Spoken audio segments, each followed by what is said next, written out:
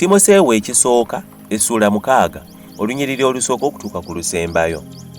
Abali mu kikoligo ky'obuddu balowoozenga bakama baabwe bennyini nga basaanidde ekitiibwa kyonna, erinnya lya Katonda n'okuyigiriza kwaffe biremenga okuvumibwa. Abo abalina bakama baabwe abakkiriza tebabanyoomanga, kubanga baaluganda, naye beeyongerenga okubaweerezanga, kubanga abasigibwa mu kubuweereza kwabwe bakkiriza era baagalwa. Yigirizanga ebyo bibuulirirenga.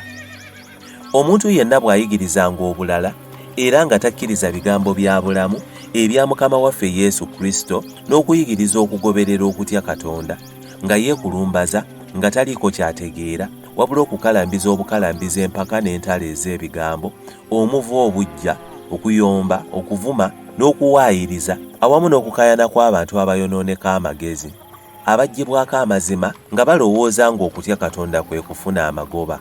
Naye okutya Katonda wamu n'obutayaayaananga ge magoba amangi, kubanga tetwaleeta kintu mu nsi era tetuyinza kuggyamu kintu. Naye bwe tuba n'emmere n'ebyokwambala, ebyo binaatumalanga.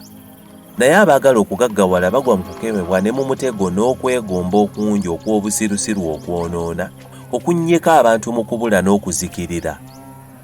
Kubanga okwagala ebintu kye kikolo ky'ebibi byonna, wabula abantu abayaayaanira ebyo ne bakyamizibwa okuva mu kukkiriza ne beefumitira ddala n'ennaku ennyingi. Naye ggwe omuntu wa Katonda, ddukanga ebyo, ogobererenga obutuukirivu, okutya Katonda, okukkiriza, okwagala, okugumiikiriza n'obuwombeefu. Lwananga okulwana okulungi okw'okukkiriza. Nywezanga obulamu obutaggwaawo bwe wayitirwa n'oyatula okwatula okulungi mu maaso g'abajulirwa abangi.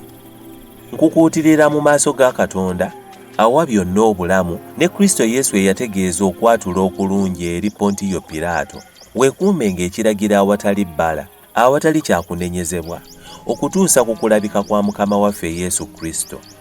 Kuno kuliragibwa mu ntuuko zaako nannyini buyinza yekka atenderezebwa, Katonda wa bakabaka era Mukama w'abaami, alina obutafa yekka, atuula mu kutangaala okutasemberekeka.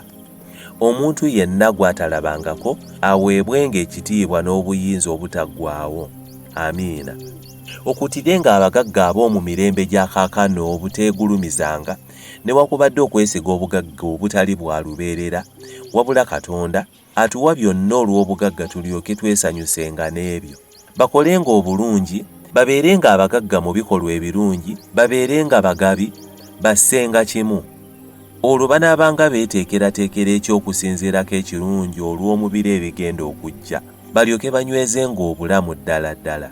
Ayi Timoseewo, kuumanga kye wateresebwa, nga weekuuma ebigambo ebitaliimu ebitali bya Katonda n'okuwakana kw'ebigambo bye beerimba nti magezi.